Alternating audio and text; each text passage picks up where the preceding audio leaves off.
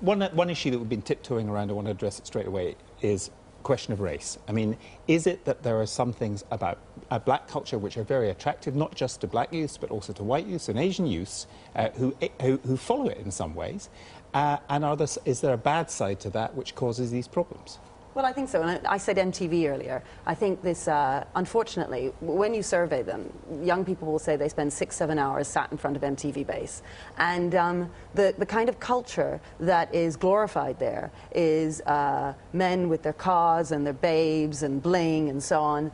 And then you do find lots of young people, not just black young people, but white young people as well, and Asian young people. You find them shaving their heads and trying to look black right. in order to be more cool. And that's because of this horrible culture that is coming from American, you know, music, the music scene. Did you find that kind of thing attractive? I didn't find... What I found attractive when I was young was the A-Team, Commando, Rambo, all these heroes firing off guns at bad people. Do you understand? Like, that desensitized me to guns. It desensitized me to violence, violent cartoons.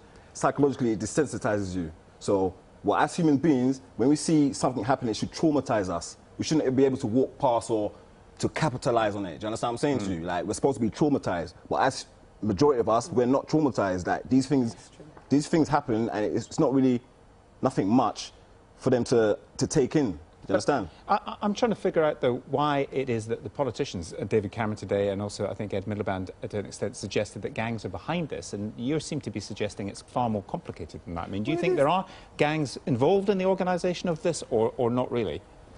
If you talk to the police, and I've been talking to my police, you know, every day, often more than once a day, what they will tell you is if this was just a gang organising this looting, actually it'd be much easier to disrupt and much easier to find out what's doing. What the problem with it is it is so chaotic, it is so anarchic. And when you pick up people, yeah, some of them are members of gangs, but this is basically a chaotic thing organised on by text messages and BlackBerry Messenger. But let me come to the point of black culture and how this is responsible.